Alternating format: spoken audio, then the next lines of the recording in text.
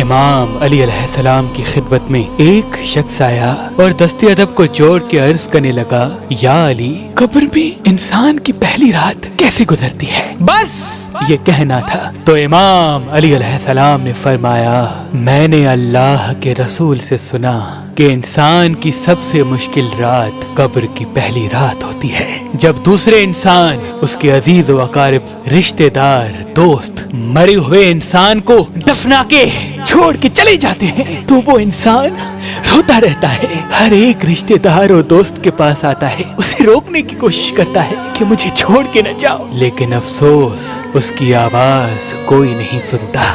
کبھی وہ ساتھ والی قبر میں دیکھتا ہے تو کسی لاش کا پیٹ پھٹا ہوتا ہے، تو کبھی کسی قبر کی طرف دیکھتا ہے تو کسی کی لاش پہ کیڑے لپٹے ہوتے ہیں، تو کسی قبر پہ اللہ کا عذاب ہوتا ہے، وہ زار و قطار رونے لگتا ہے، اپنے آپ کو تنہا محسوس کرتا ہے۔ اللہ گواہ ہے، انسان زندگی میں اپنے آپ کو اتنا اکیلا کبھی محسوس نہیں کرتا جتنا وہ قبر کی پہلی رات اپنے آپ کو کرتا ہے۔ اس وقت اس کو ایسا لگتا ہے جیسے سورج ابھی ابھی ڈوبا ہے، اس کو اپنی قبر میں ہر طرف سرخ رنگ دکھائی دیتا ہے، اتنی دیر میں وہ دیکھے کہ اس کے دائیں طرف سے دھواں اٹھتا ہے اور دو فرشتے اپنے بالوں سے قبر کی مٹی اکھاڑ کے اس کے پاس آ پہنچتے ہیں، اور پھر پوچھا جاتا ہے، تمہارا رب کون ہے؟ تمہارا رسول و امام کون ہے؟ تم کس دین پہ زندگی بسر کرتے رہے؟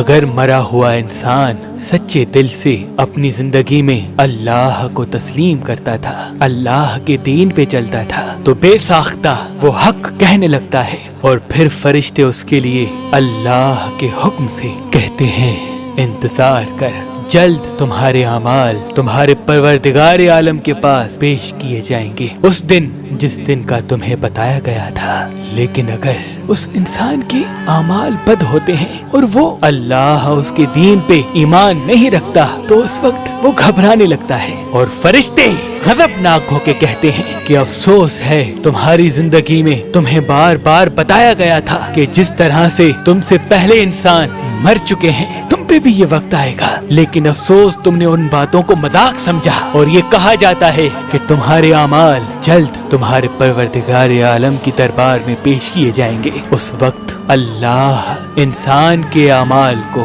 زبان بخشتا ہے، اور جو انسان کے اعمال ہوتے ہیں اس کو صورت بخشتا ہے۔ اگر انسان کے اعمال نیک ہوتے ہیں تو وہ نیک اعمال ایک خوبصورت شکل میں انسان کی رہنمائی کرتے ہیں، اگر انسان کے اعمال بد ہوتے ہیں تو ایک بدصورت شکل میں اسی انسان پہ لعنت بھیجتے ہیں۔ ابھی وہ فرشتے جاتے ہی ہیں تو دروازہ تبیر کھلتا ہے، تو وہ کہنے لگا، یا علی، دروازہ تبیر کیا ہے؟ امام علی علیہ السلام نے فرمایا، دروازہ تبیر عالم ملکوت اور عالم برزخ کے بیچ میں ہے، جیسے ہی دروازہ تبیر کھلتا ہے تو اس سے عذاب کے فرشتے آتے ہیں، مرے ہوئے انسان کے پیروں کی طرف، ہاتھوں کی طرف، آنکھوں کی طرف، جسم کی طرف۔ اگر انسان کے اعمال نیک ہوتے ہیں تو وہ نیک اعمال بولتے ہیں کہ اے فرشتوں، اس قدموں کو نہ چھونا، کیونکہ یہی قدم ہوتے تھے جو اللہ کے لیے چلتے تھے، اللہ کی مخلوق کی بھلائی کرنے کے لیے چلتے تھے، نماز کے لیے جاتے تھے، حج کے لیے جاتے تھے۔ فرشتے جب ہاتھوں کی طرف بڑھتے ہیں تو اعمال بولتے ہیں، اے فرشتوں، ہاتھوں کی طرف نہ بڑھنا، یہی ہاتھ ہوتے تھے جس سے وہ اللہ کی مخلوق کی مدد کرتا تھا، اللہ کے لیے زکوٰۃ اور صدقات دیا کرتا تھا۔ جب آنکھوں کی طرف بڑھتے ہیں تو اعمال کہتے ہیں، انہی آنکھوں سے اس نے اللہ کے قرآن کو دیکھا، اللہ کے نام کو دیکھا، اور اسی زبان سے اس نے اللہ کا ذکر کیا، اور اسی جسم کو وہ ہمیشہ گناہوں سے روکتا رہا۔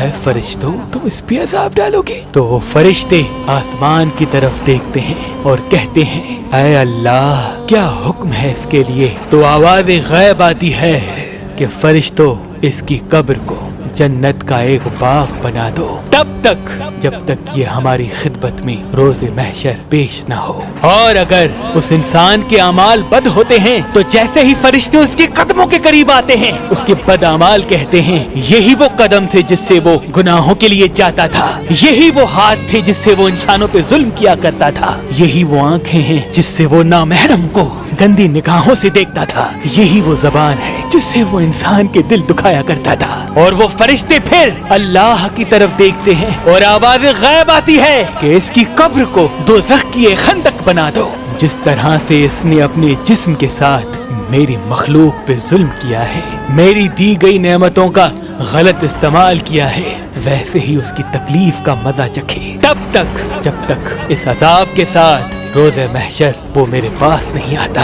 अब जैसे ही दोज़ख की खिड़की उसकी तरफ खुलती है, उसकी कब्र में आग लग जाती है, उसकी कब्र सुकड़ने लगती है और आसपास की कब्रों से लोग उसे कहने लगते हैं, ऐ बदबख्त, तूने अपनी आंखों से देखा था कि तुझसे पहले हम मर चुके हैं। एक दिन तू भी मरने वाला था, तुझे तो फिर भी मौका मिला था। तूने क्यों अच्छे अमाल नहीं किए? तूने क्यों अल्लाह की मखलूक का एहसास नहीं किया? इतनी देर में वो कहने लगता है कि मुझे फिर से मौका दिया जाए ताकि मैं अल्लाह की इबादत कर सकूं। तो उसे आलम अरवाह का वो वक्त दिखाया जाता है जब वो पैदाइश से पहले आलम अरवाह में रहा करता था। उसने जो जो जमीन पे अपने लिए मांगा था वो सारे इनामात उसे दिए गए। गुर्बत से लेके अमीरी तक, दुख से लेके तकलीफ तक, खुशहाली से लेके राहत तक, वो सारी चीजें आलम अरवाह में उसे पहले ही दिखाई गई थी कि उसके साथ क्या होना है। वो सब उसे दिखाया जाता है और फिर वो रोने लगता है कि अफसोस है, मैंने अपने साथ ही बुरा किया। मैं अपनी ख्वाहिशात के पीछे भागता रहा। काश जैसा जुल्म मैंने अपने ऊपर किया कोई और न करे।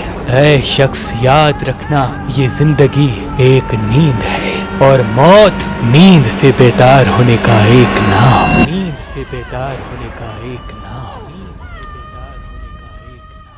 इमाम जाफर सादिक अलैहिस्सलाम ने फरमाया कि हर मुसीबत को अकीक पत्थर अपने ऊपर ले लेता है और पहनने वाला अल्लाह की पनाह में आ जाता है। तो अभी फोन उठाएं और दिए गए नंबर पे कॉल करके कीक हासिल करें। अगर हमारा नंबर आपको मसरूफ मिलता है तो आप हमारी एप्लीकेशन जो गूगल प्ले स्टोर और iPhone ऐप स्टोर पे मौजूद है वहाँ से, या हमारी वेबसाइट मेहरबानअली.com वहाँ से भी कीक हासिल कर सकते हैं। अल्लाह तमाम मोमिनीन को सलामत रखे। अल्लाह तमाम मोमिनीन को सलामत रखे।